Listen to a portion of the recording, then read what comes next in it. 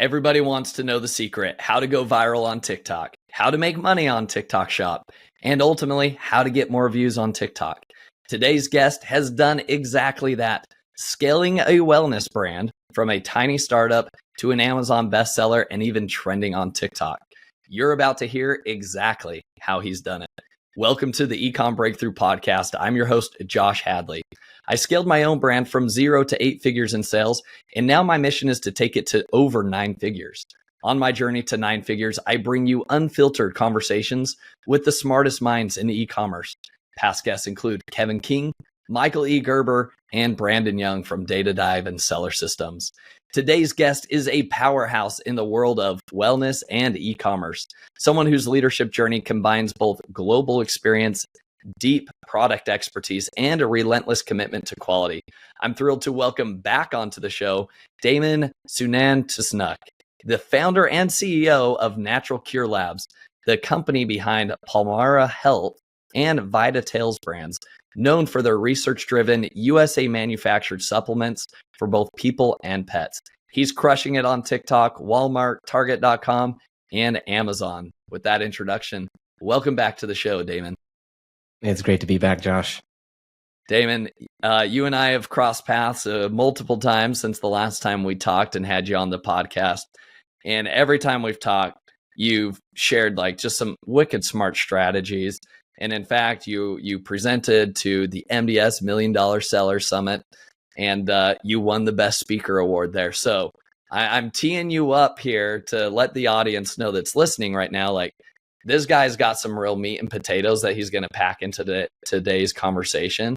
And so, like, listen up. There's going to be a lot. We're going to dive into the weeds of like how to crush it on TikTok Shop, what effect that has over onto Amazon, and really just like how to raise more brand awareness and what's working today in getting more views on TikTok Shop. So, Damon, with that, glad to have you back on here. Since we last talked, what's kind of working in the world of TikTok right now that you think our listeners need to know about? All right, Josh. Well, that's a really flattering intro, and it's my pleasure to be here again. I'm a big fan of yours and the podcast, and it's awesome to be back in the hot seat with you. Look, TikTok, as you know, is an environment and marketplace and platform that is always changing. And just like everyone who has been on Amazon for long enough, you know that like things are they're not really evergreen. They're always shifting. And the latest thing that we're seeing right now is just the absolute dominance of AI produced content. And it's really interesting. Some research that we've done on our side suggests that 52% of all short format content on YouTube Shorts and Instagram Reels, et cetera, is all AI generated, right? 58% of all the advertising you see on YouTube, AI generated. And some of the more provocative studies suggest that of all the new content being uploaded to Pinterest today, up to 90% of it is also AI generated. And so that leads you to a question. It's like, oh my gosh, like, does this make sense? Is there a reason behind all this AI content? And is it actually working? And I believe that, it does. And my question that I pose to our colleagues at MDS and others is like, does it even matter that it's AI generated? If you look at the demographic makeup and composition of TikTok users, the vast majority, 56%, are Gen Z.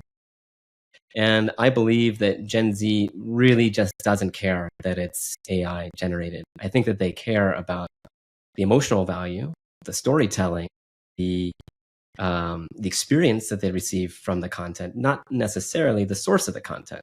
And I think therein lies the sort of the crux of the argument around like whether or not we should invest or pursue or consider AI-based content. So from our perspective, that's kind of been the focus over the last quarter, is better understanding AI's place in terms of content generation, how it lands with different audiences on TikTok, and how to do it at scale so that you're not spending hours a day generating AI content that doesn't get any views. I love that. And I think it is really fascinating to dive into the world of AI, because I think it's like a hate love relationship, right? Where it's like it's a lot of time to invest and try to figure it out. And then there's also the people that, there's also a lot of studies where people, like humans, as they read content, they've actually proven like humans are actually pretty smart at being able to read and say, this feels like it's written by AI, right? And so likewise, especially if you're watching a video, a lot of people are going to question that. But I think what's interesting is like, look, AI is here to stay. I think AI, like there will be AI written content. There's going to be AI videos. In fact, I would like those numbers that you shared, super fascinating. 52% on TikTok, 58% on YouTube, AI content. Okay. That number is probably going to be approaching 80, 90% within maybe a year or two on a quick timeline, right? So that's the scary thing, but also see it as an opportunity itself. So, Damon, I'm curious to hear from your perspective. I know you've kind of done a study even for your own brand. Like, how much does it cost to work with a human creator to produce content versus how much do I have to invest to spit out, an AI produced video that is at least halfway decent, that people are going to like want to learn more or at least create good brand awareness for your product. So maybe walk me through kind of the way you're approaching social commerce now with AI and humans at the same time, or maybe you're trying to move away completely from humans and you're in the land of robots. Talk to me about that. Yeah, great question, Josh. And not completely in the land of robots quite yet, but we have taken a hard look at our creator relationships and portfolio, and the numbers were quite striking, frankly. So looking at our creator recruitment efforts over the last few months, we've onboarded something like 8,000 unique creators, probably very similar to your efforts, Josh. The challenge with this, and it sounds like a very flattering, very high number, and the team should be very proud for the relationships that they formed. The challenge is that over the last, I think it was 90 days, our lens was that 95% of those 8,000 didn't create any new content, right? And so we spent all this effort and time of researching, doing outreach, onboarding, sending samples, training, coaching, nurturing, just to have a group of folks who are not producing. And of the 5% that did produce, a further 9% were rather low performing videos. And we define low performing as a GMV of less than $100. So when the numbers shake out, really, there were 841 videos produced in the last, let's say, 30 days. And of those, only 47 were considered like high quality or high performing videos. And that's a lot of effort for a very small outcome, right? When you look at some of the numbers behind this, it's not exactly cheap to maintain and recruit a creator community. From our calculations, on average, it costs around $55 to recruit and onboard a new affiliate. That's taking into account the agencies that we use, the tools that we use. We have a dedicated employee internally to help with this, samples, shipping, things of that nature. On average, it takes about 3 weeks to produce the very first video. Again, on average, around 3 and a bit hours of sort of back and forth between the brand and the affiliate to help coach them and train them and help them feel supported. And then an additional $31 on average to boost their content using Spark Ads and GMB Max. So that's in total approximately $86 per affiliate video produced.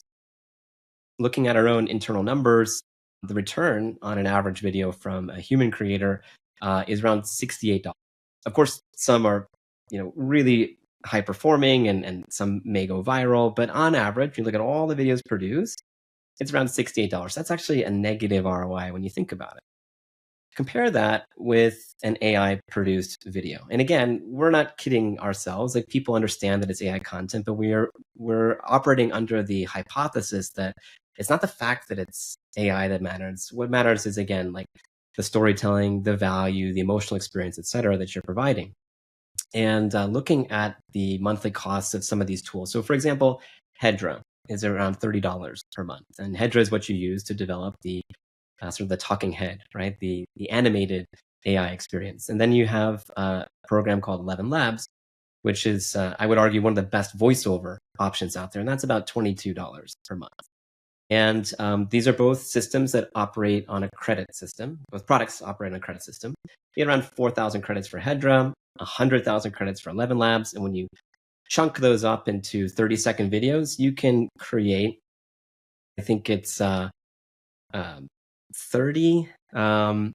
or so Hedra videos per month using their credits. And you can easily cover that in terms of the number of videos you can make with the 11 Labs voiceover.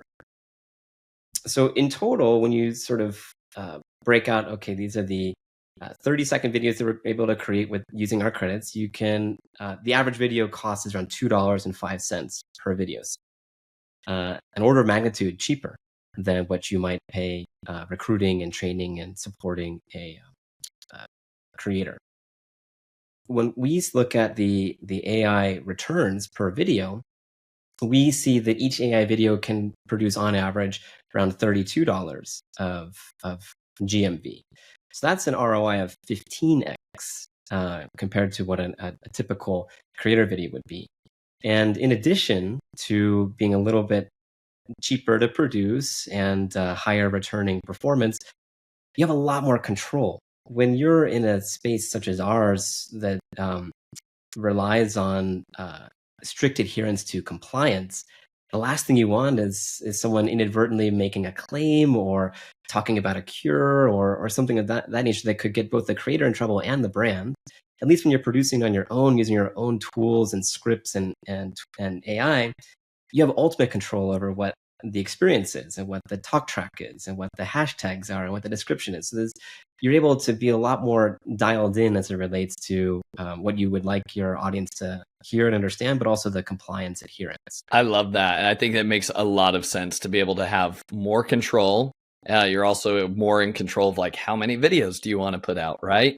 All of it, you have more control outside of the human element.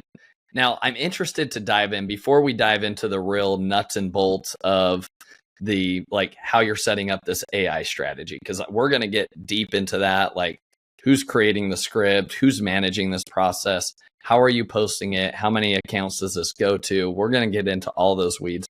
But before we get there, you told me like you're not doing away with the humans. They're still going to be in there. All right. Why don't you share with the audience kind of like what does your team look like that is supporting your creators? Because you outlined a few things, like you've got somebody that's maybe coaching your creators. You've got somebody that's interacting almost in terms of like customer service to an extent with your creators, somebody that's approving or giving out samples and things like that. Walk me through, what your team looks like that is compiling like this overall cost to like, hey, it's $50 before we even get a video because of all the overhead, the sample cost, fulfillment, etc. Walk me through that. That's right. Thank you for listening. Visit ecommbreakthrough.com for more information. If you've enjoyed today's episode, the best way you can show your appreciation is by clicking the subscribe button and quickly leaving a review. See you again next time.